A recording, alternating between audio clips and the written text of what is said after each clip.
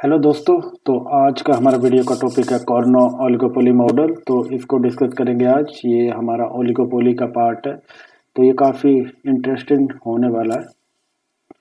तो सबसे पहले मैं आपको हल्का सी डेफिनेशन बताता हूँ कि ये ओलिगोपोली मार्केट होती क्या है। तो ओलिगोपोली मार्केट एक इम्परफेक्ट फॉर्म ऑफ मार्केट है। वहाँ पे फ्यू डोमिनेंट फॉर्म्स होती है। यहाँ पे क्या होती है? फ्यू डोमिनेंट डोमिनेंट फॉर्म्स होगी यहाँ पे। तो नंबर ऑफ फॉर्म्स क्या होती है? 2 to 10 जनरली बोलते हैं कि इतना फॉर्म्स होनी चाहिए इस मार्केट में। तो इस तरह का ओलिगोपोली मार्केट स्ट्रक्चर होता है। और ये यहाँ पे जो हर फॉर्म होती है उसका मार्केट में उसका काफ़ी साइजेबल हिस्सा होता है, शेयर होता है। तो इसलिए वो जो मार्केट के आउटकम को ईजिली इन्फ्लुएंस कर सकती है। तो सबसे पहले चलते हैं कि ये कॉर्नोट जो मॉडल है ये हमारा ओलिगोपोली मॉडल का ही पार्ट है। तो ओलिगोपोली मॉडल में जो है बहुत ही इम्पोर्टेंट है ये। तो दोस्तों चलते हैं आगे, इसकी एंजम्पशन के साथ स्टार्ट करते हैं। तो वेरी इंपॉर्टेंट है ये। तो यहाँ पे जो कॉर्नो से इन्होंने जो दिया था ये अराउंड जो है ना, ये 1838 के आसपास ये मॉडल को दिया गया था। तो ये मॉडल दिया गया था 1838। तो आगे देखते हैं कि इसमें कितनी नंबर ऑफ फॉर्म्स कितनी है। 2 नंबर ऑफ फॉर्म्स है। और साइड बाय साइड देखो कि दोनों जो है एक तरह का, जो कॉर्नो ने जो एग्जांपल दिया कि दोनों एक तरह का सेम तरह का प्रोडक्ट प्रोड्यूस करते हैं ये। तो देखो यहाँ पे क्या है कि ये होमोजेनियस है, मतलब आइडेंटिकल प्रोडक्ट है। लाइक अ परफेक्टली कंपेटिटिव मार्केट, वहाँ पे भी होमोजेनियस प्रोडक्ट होते हैं। पर यहाँ पे हम ऐसा भी एज्यूम कर सकते हैं कि इसको मॉडल को अप्लाई कर सकते हैं जहाँ पे जो है प्रोडक्ट होमोजेनियस नहीं होगा। तो डिफरेंशिएटेड प्रोडक्ट होगा, हेटेरोजेनियस प्रोडक्ट होगा, वहाँ पे भी ये मॉडल एप्लीकेबल है। आगे चलते हैं कॉस्ट ऑफ प्रोडक्शन हमारा जीरो है यहाँ पे। तो एजम्पशन लिया है हमने कि कॉस्ट ऑफ प्रोडक्शन जीरो है, पर हम इस मॉडल को वहाँ पे भी अप्लाई कर सकते हैं जहाँ पे कॉस्ट ऑफ प्रोडक्शन जीरो नहीं होता है। ओके, आगे चलते हैं कि हम firm compete on basis of output. Okay, ये सबसे इम्पोर्टेंट है हमारा। आगे हम वर्ट-रंड मॉडल पढ़ेंगे। तो उसमें फर्म किस बेसिस पे compete करती है? प्राइस बेसिस पे करती है। पर यहाँ पे जो फर्म compete कर रही है किस पे? आउटपुट बेसिस पे कर रही है। ये वेरी वेरी इंपॉर्टेंट है, हमारे पास एजम्पशन है। तो आउटपुट बेसिस पे compete करेगी, प्राइस पे नहीं करेगी। आगे चलते हैं हम। तो आगे चलते हैं कि each firm assume that it's rival changes output. तो इसमें हर फॉर्म का एक जो है एक अंजम्पशन ले ली थी कि जो राइवल फॉर्म है हमारे पास, जो राइवल फॉर्म है उसका जो भी आउटपुट हमारे पास दिया गया है वो चेंज नहीं होगा, वो चेंज नहीं होगा। तो उसके बेसिस पे फॉर्म जो है अपना डिसीजन लेती है। ओके, चलो दोस्तों, तो ये हमने सारी अंजम्पशन पढ़ ली। तो ये इंपॉर्टेंट अंजम्पशन थी। 2 फॉर्म्स है, होमोजेनस प्रोडक्ट है, कॉस्ट ऑफ प्रोडक्शन जीरो है। और फॉर्म्स किस बेसिस पे? आउटपुट के बेसिस पे कम्पीट करती हैं, एक दूसरे से कंपटीशन करती हैं।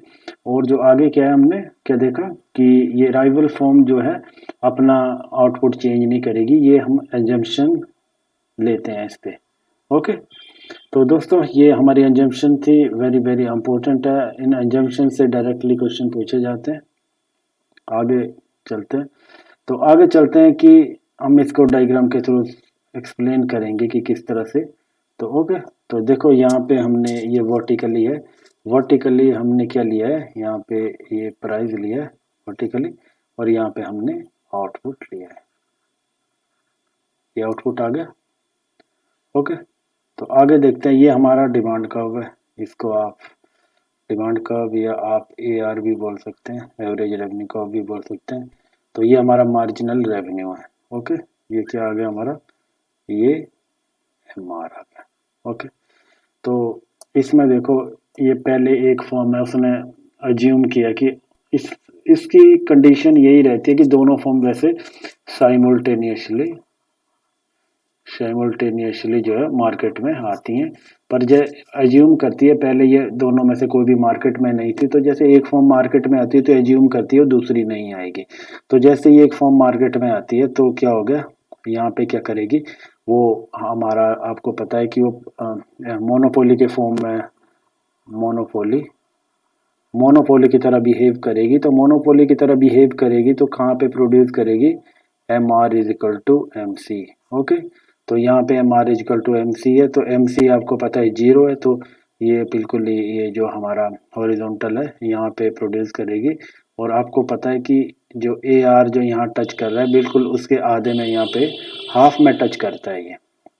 तो ये क्या हो गया, ये कॉम्पिटिटिव आउटपुट आ गया। क्या आ गया, कॉम्पिटिटिव आउटपुट, जहाँ पे क्या हो रहा है P is equal to M c आ रहा है हमारा, P is equal to M c आ रहा है। तो यहाँ पे क्या आ रहा है, ये M R is equal to M C, क्योंकि ये इसके आधा प्रोड्यूस करेगा। जैसे भी ये जो है ये हॉरिजॉन्टल जो हमारा लाइन ड्रॉ किया है इसको बिल्कुल आधे में टच कर रही है। तो ओके, तो ये तो फर्स्ट फॉर्म का आ गया हमारे पास। अब देखो अब क्या होगा कि फर्स्ट फॉर्म तो मार्केट में आ गई, तो जो फर्स्ट फॉर्म है तो दूसरी फॉर्म एज्यूम करेगी, तो फर्स्ट फॉर्म का जो भी प्रोडक्शन है वो वैसा ही रहेगा। तो देखो यहाँ पे इतना तो इसने प्रोड्यूस कर लिया, तो डिमांड का भी यहाँ तक तो कवर कर लिया। अब रेजिजुअल जो जो हमारे पास रेजिजुअल जो डिमांड कर्व है जो यहाँ से यहाँ तक बच गया है। ओके, तो ये हमारा कर्व, हमें ये लेना है कि ये इंटरसेप्ट है और ये वर्टिकल लाइन है, हमें एज्यूम करना है। तो देखो इसके बाद जो फॉर्म है दूसरी फॉर्म आएगी, उसके लिए यही बचा है, इसके आगे वाला जो बचा है जो मैंने यहाँ पे लाइन ड्रॉ किया। तो ये देखो इसके भी हमने आधे आधे ये ड्रॉ किया क्योंकि एम आर है। तो ये भी जो आधी मार्केट बची हुई है वहाँ पे ये भी क्या करेगा, M R is equal to M C की कोशिश करेगा। ओके, तो क्या हो गया, अब देखो दूसरा तो यहाँ पे प्रोड्यूस करेगा। तो देखो पहले यहाँ प्रोड्यूस किया था, अब जो सेकंड फॉर्म आई, बी वाला फॉर्म आया, उसने यहाँ पे प्रोड्यूस किया, ये ए वाला किया। तो देखो ये प्राइस पहले पी था, अब ये गिर के P1 हो गया। ओके, ये प्राइस नीचे की तरफ आ गया क्योंकि दूसरी फॉर्म ने आउटपुट बढ़ा लिया। अब क्या हुआ कि पहली फॉर्म का प्रॉफिट कम हो गया, पहले जो पी था प्राइस वो काफ़ी ज़्यादा था, क्वांटिटी कम थी, अब मार्केट में क्वांटिटी इंक्रीज हो गई तो ओवरऑल प्राइस हमारा कम हो गया। देखो अब यहाँ पे कंपटीशन चलता है। अब सेकंड राउंड में जो आएंगे, सेकंड राउंड में आएंगे जो ए फॉर्म है वो गिवन लेगी कि बी का आउटपुट दिया गया, उसका आउटपुट दिया गया है, तो फिर मार्केट में जो रेजिजुअल डिमांड बचता है उसका आधा करेगा। तो इस तरह से दोनों में कंपटीशन चलता रहेगा। तो इवेंचुअली क्या होगा कि जो पहली फॉर्म में जो हमने सबसे पहले लिया था उसका पहली फॉर्म जिसको हमने ए एज्यूम किया था, तो इसका आउटपुट डिक्रीज होता जाएगा, और जो बी फॉर्म है इसका आउटपुट इंक्रीज होता जाएगा। ओके, ये बिल्कुल ध्यान रखना है, पहली फॉर्म का आउटपुट क्या होगा, ये डिक्रीज होगा, और जो सेकंड फॉर्म में इसका आउटपुट इंक्रीज होगा। तो फिर इवेंचुअली क्या होगा, हमारा क्या होगा, ओवरऑल आउटपुट था हमारा जो बिल्कुल से फर्स्ट राउंड में आया था उससे कम हो जाएगा हमारा आउटपुट, यहाँ पे आ जाएगा। ओके, और क्या होगा, यहाँ पे हमारा प्राइस फिर P2 हो जाएगा। पहले P से P1 हुआ, अब P2 की तरफ मूव हो गया, तो यहाँ पे इक्विलिब्रियम आ जाएगा। तो ये आउटपुट आ जाएगा, ये हमारा, इसको हम C में बोल देता हूँ, ये कॉर्नोट आउटपुट आ गया यहाँ पे। तो इतना आउटपुट आ गया, तो क्या हो गया, यहाँ पे ये चीज़ ध्यान रखनी है, जो पहली फॉर्म में इसका आउटपुट डिक्रीज होगा और दूसरी फॉर्म का आउटपुट इंक्रीज होगा। अब हम देखते हैं कि ये जो हमारा इक्विलिब्रियम आया है हमारा P2 के पास, ये क्यों आया है। ओके, तो आगे हम समझते हैं इसको। देखो ये पहला राउंड है हमारा, तो देखो पहले राउंड में क्या हो गया कि जो पहली फॉर्म थी उसने 1/2 प्रोड्यूस किया है, 1/2 प्रोड्यूस किया, 1/2 कितना किया, जो भी मैक्सिमम आउटपुट है, और मैक्सिमम आउटपुट कहाँ होता है, ये पूरा हमारा कॉम्पिटिटिव मार्केट में मैक्सिमम आउटपुट होता है, कॉम्पिटिटिव मार्केट में। तो ये मैक्सिमम किसका, 1/2 किसका बता रहा है, जो परफेक्टली कॉम्पिटिटिव मार्केट में जो आउटपुट होगा उसका आधा बता रहा है। ओके, तो ये आ गया। फिर सेकंड फॉर्म आई तो उसका रेजिजुअल कितना बचा, जो 1 है वो टोटल बता रहा है जो परफेक्टली कॉम्पिटिटिव मार्केट में है, तो उसका हाफ तो इसने प्रोड्यूस कर दिया, अब जो बचेगा उसका हाफ ये करेगा, तो ये 1/4 आ गया। ओके, अब सेकंड राउंड चलेगा, तो सेकंड राउंड में ए फॉर्म एज्यूम करेगी, ए फॉर्म यहाँ पे एज्यूम करेगी कि ये जो फॉर्म बी है ये 1/4 ही कंटिन्यू टू प्रोड्यूस करेगी, कि 1/4 ही आउटपुट ये प्रोड्यूस करती रहेगी। तो क्या हो गया, तो यहाँ पे क्या किया इसने, 1 - 1/4, 1 मतलब ये टोटल आउटपुट को बता रहा है, और टोटल आउटपुट का 1/4 कौन प्रोड्यूस कर रहा है, 1/4 कर रही है हमारी फॉर्म बी। तो फॉर्म बी का आउटपुट ये डिडक्ट करने के बाद कितना बचा हमारे पास, ये डिडक्ट कर लिया तो ये कितना बचा, 1/8 बचा। या फिर इसको हम ऐसे भी कर सकते हैं कि फॉर्म पहले देखो 1/8, इसको ऐसे भी लिख सकते हैं, दोनों का इक्वली हुआ तो इसको क्या आ जाएगा, ये 8 और ये हमारा 4 - 1, ये 3/8, तो ये आ गया। ये मैंने आपको पहले भी बताया कि जो फॉर्म ए है इसका आउटपुट डिक्रीज होता जाएगा, इसका आउटपुट डिक्रीज ही होगा, और जो फॉर्म बी है इसका आउटपुट इंक्रीज होना है। तो देखो अब सेकंड राउंड पे, अब इस पे चलते हैं। अब फॉर्म बी भी एज्यूम करेगी कि जो पहली फॉर्म है इसका आउटपुट हमें अब चेंज करना है। ओके, तब ये चेंज करेगी तो क्या करेगी, ये देखो यहाँ पे 1/3/8, मतलब 3/8 क्या है, ये हमारा पहली फॉर्म का आउटपुट है। इसको माइनस करने के बाद क्या है, ये रेजिजुअल डिमांड बचेगा। 1 माइनस मतलब 1 मतलब टोटल डिमांड है ये मार्केट में, जो कि परफेक्टली कॉम्पिटिटिव मार्केट को डिनोट करती है। तो उसमें से जो हमारी फॉर्म ए ने प्रोड्यूस किया है उसको माइनस कर दो, उसको माइनस करने के बाद 1/2 करते हैं। 1/2 इसलिए करते हैं क्योंकि जो है ये M R is equal to M C फॉर्मूले पे चल रहे हैं। यहाँ पे एज्यूम कर लेते हैं कि अब मार्केट में जो भी डिमांड बची हुई है वो इसी फॉर्म को सेटिस्फाई करनी है, तो ये एक मोनोपोली की तरह बिहेव करने की कोशिश करते हैं और एज्यूम कर लेते हैं कि दूसरी फॉर्म अपना आउटपुट चेंज नहीं करेगी।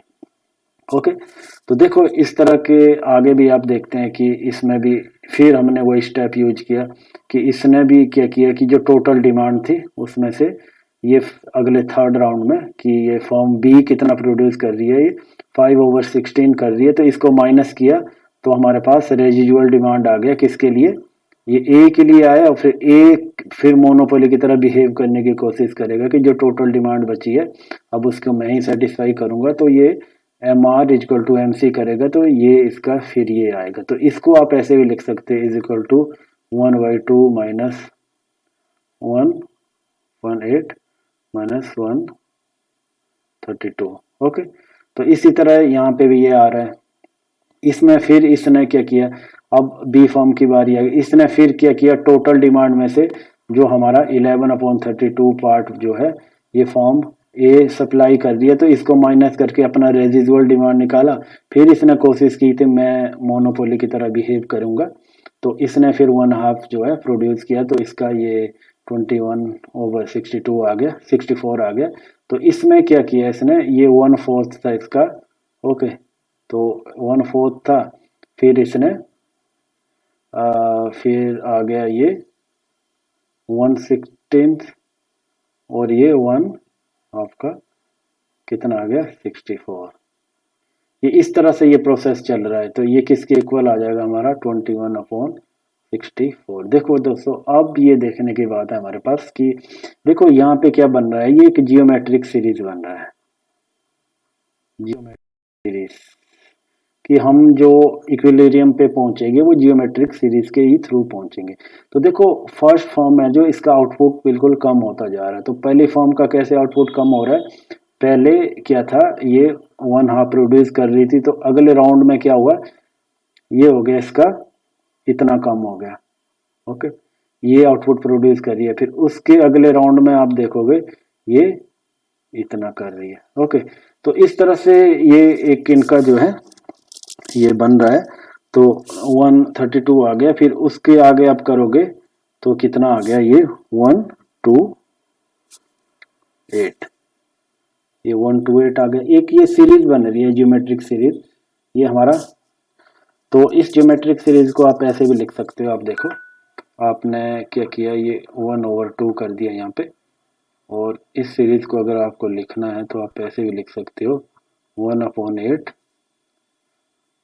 प्लस 1/8 टाइम 4 प्लस 1/8 ये 1/4 raise to power 2, once again 1/8, और इसको भी हमने 1/4 और रेज टू पावर 3 कर दिया। तो इस तरह से ये इन्फिनाइट तक जाएगी, ये जियोमेट्रिक सीरीज बन रही है। तो जियोमेट्रिक सीरीज का फॉर्मूला मैंने आपको बताया था, पहले भी वीडियो में बताया हुआ है कि हमारा क्या बनता है, ये ए अपॉन 1 माइनस हमारा बी। यहाँ पे ए क्या आ गया है, फर्स्ट वैल्यू आ गई हमारी, और ये बी का आ गया एक रेशियो, जो जिस रेशियो से जो चेंज हो रहा है ये 1/4 आ गया। तो इन वैल्यू को सब्स्टिट्यूट करेंगे हम, तो क्या आ जाएगा हमारे पास, ये आ गया ए का वैल्यू हमारे पास 1/8 आ गया, और आगे क्या आ जाएगा 1 माइनस 1/4 आ गया। तो इसको थोड़ा सा सिंप्लीफाई करते हैं, तो क्या आ गया, ये 1/8 आ गया, और आगे क्या आ गया, ये आ गया हमारा ए, ये आ गया 3/4 आ गया। ओके, तो यहाँ पे मैंने क्या कर दिया, इसको काट दिया, तो यहाँ पे 2 आ गया, और आगे मैं इसको और सिंप्लीफाई कर दूं तो क्या आ गया 1/6 आ गया। ओके, तो ये 1/6 आ गए, तो यहाँ पे 1/2 तो हमारे पास पैसे पहले दे रखा है, माइनस करना है, तो क्या आ जाएगा ये 1/2 माइनस 1/6, तो इसका एलसीएम लेंगे तो 6 बचेगा। ओके, तो आगे फिर इसका सॉल्व करेंगे तो हम क्या आ जाएगा 3 माइनस 1। ओके, तो ये आ गया हमारे पास, इसको और सिंप्लीफाई करेंगे तो आ जाएगा हमारे पास 2/6, इसको और सिंप्लीफाई करेंगे तो क्या आ गया 1/3। तो ये किसका आउटपुट आ गया हमारे पास, ये आ गया हमारे पास फॉर्म 1 का आउटपुट। तो सिमिलरली देखो इसका प्रोडक्शन क्या हो रहा है, इसका कम होता जा रहा है, पहले 1/2 प्रोडक्शन कर रहा था, फिर इसके बाद ये 1/8 इस तरह से माइनस माइनस होता गया। तो ये तब तक माइनस हो जाएगा जब तक ये इक्विलिब्रियम कंडीशन में नहीं पहुंच जाता। इसके बाद जो है इस फर्म को आउटपुट कम करना प्रॉफिटेबल नहीं होगा, इसलिए पहले ये आउटपुट इसलिए कम कर रही है क्योंकि इसके लिए प्रॉफिटेबल होता जा रहा है। ओके, तो 1/3 जो है किसका, परफेक्टली कॉम्पिटिटिव मार्केट या टोटल आउटपुट जो मार्केट में होता है उसका करेगी। इसी तरह जो फॉर्म बी की मैंने बात की थी आपके साथ, ये बी फॉर्म को प्रॉफिटेबिलिटी कब होगी, जब ये अपना आउटपुट इंक्रीज करेगी। तो हर बार देखो ये अब इस रेशियो से 1/4 के रेशियो से अपना आउटपुट बढ़ाती जा रही है, पहली है, फिर दूसरे में देखो ये 1/4,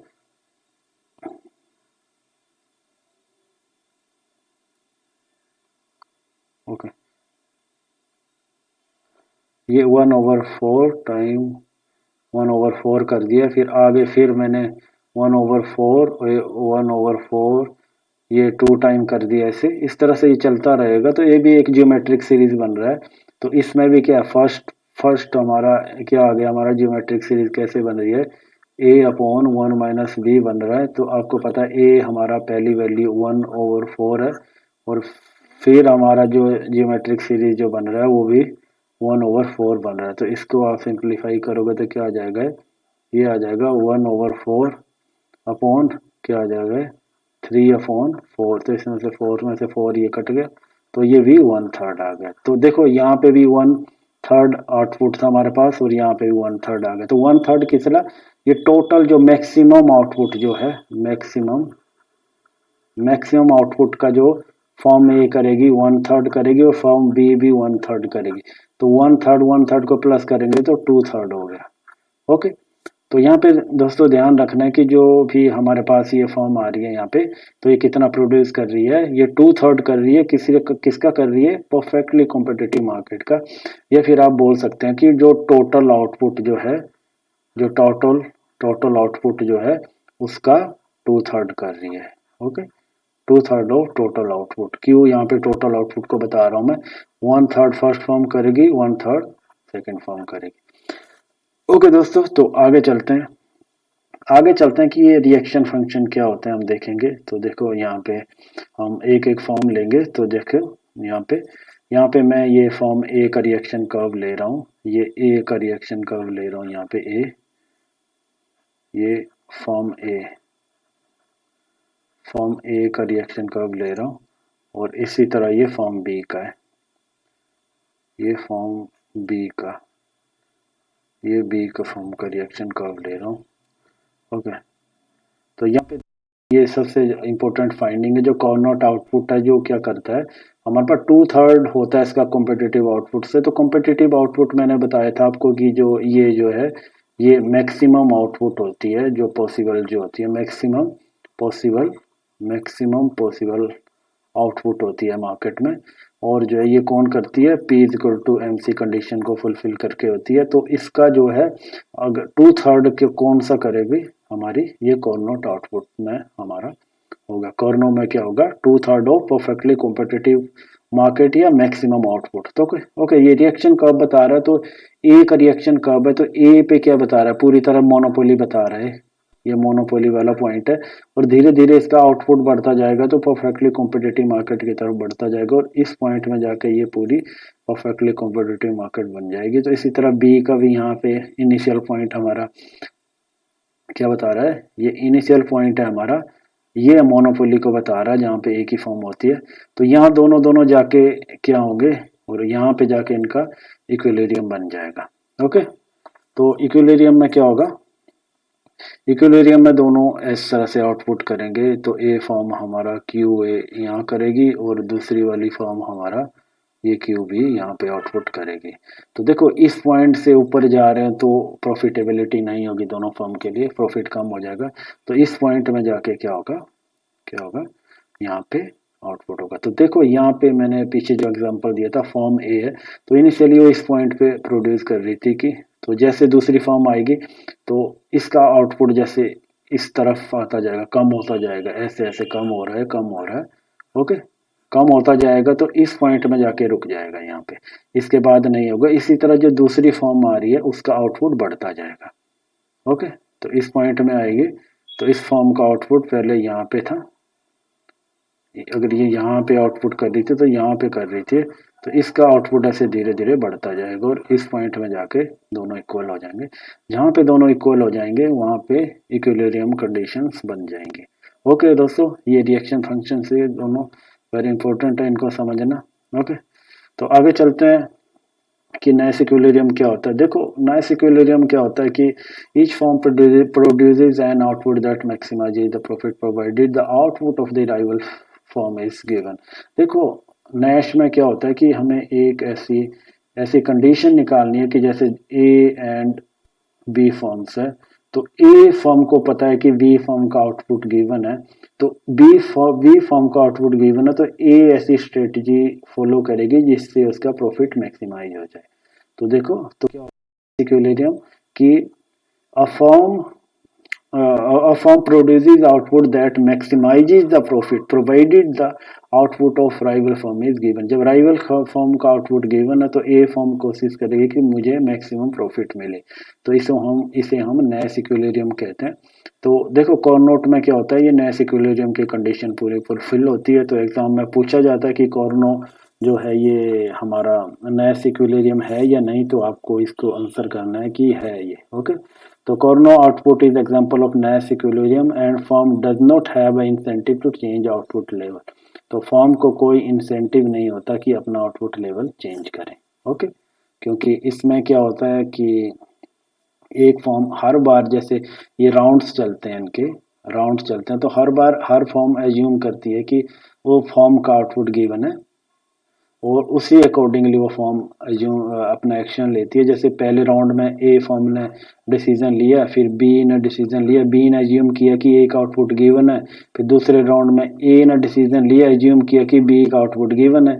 ओके, फिर इसी तरह बी ने डिसीजन लिया, उसने एज्यूम किया कि ए का गिवन है, वो चेंज नहीं करेगा। फिर ए ने डिसीजन लिया कि एज्यूम किया कि बी आउटपुट चेंज नहीं करेगी, फिर बी ने अपना आउटपुट डिसीजन लिया, एज्यूम किया कि ये चेंज नहीं करेगी। तो इस तरह ये प्रोसेस चलता रहता है। ये प्रोसेस तब तक चलता रहेगा जब तक कि वो इक्विलिब्रियम इनका ना आ जाए, और इक्विलिब्रियम में क्या होगा, इनका प्रॉफिट जो है वो मैक्सिमाइज होगा। इसके बाद इनको कोई इंसेंटिव ही नहीं होगा। जब कोई चेंज करने के लिए कोई इंसेंटिव नहीं है, जब कोई इंसेंटिव ही नहीं होगा आउटपुट चेंज करने के लिए, तो इक्विलिब्रियम की कंडीशंस आ जाएगी। ओके, तो यहाँ पे मैंने पहले बताया कि ए का जो पहले फॉर्म थी उसका आउटपुट जो है डिक्रीज होगा और बी फॉर्म में उसका आउटपुट इंक्रीज होगा, क्योंकि जब जैसे बी फॉर्म अपना आउटपुट को इंट्रोड्यूस करती है मार्केट में तो उससे क्या है, प्राइस गिर जाता है।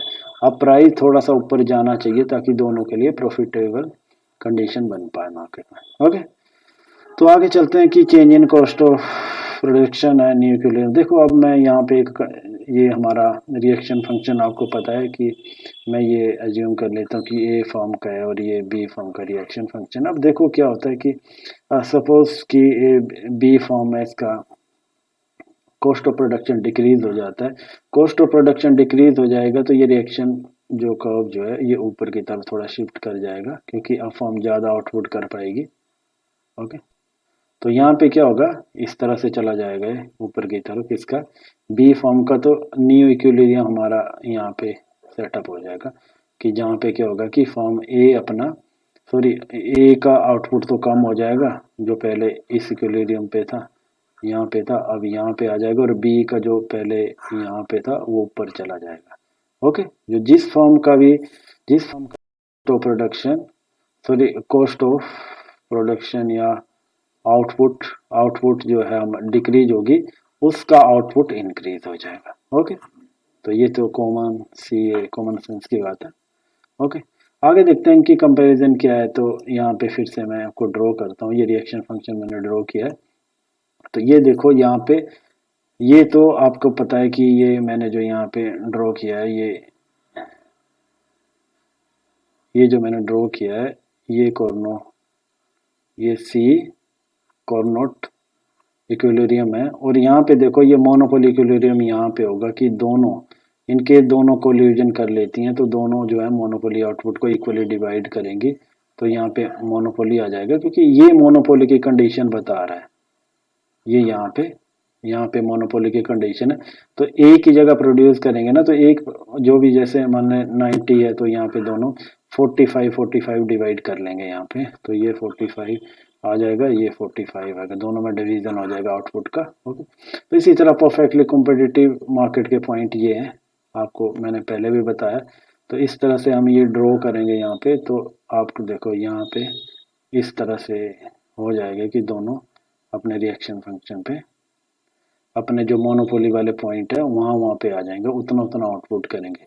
जैसे मैं फिर आपको एग्जांपल दे रहा हूँ कि जैसे कि जैसे कि 90 परफेक्टली कॉम्पिटिटिव में आउटपुट हो रहा है, 90 आउटपुट हो रहा है, तो क्या हो जाएगा हमारा 2/3 इसका कितना आ गया, 2/3 90 का कितना हो गया हमारे पास, ये आ गया 60 आ गया। इतना हमारा किस में प्रोड्यूस होगा, ये होगा हमारा कॉर्नो आउटपुट में प्रोड्यूस हो जाएगा। और हमारा जो है ओलिगोपोली अगर कोल्यूजन फॉर्म कर लेती है या मोनोपोली बन जाती है, तो इसका आपको पता है कि 1/2 होता है किसका, क्योंकि ये 1/2 हो गया तो यहाँ पे 45 हो जाएगा।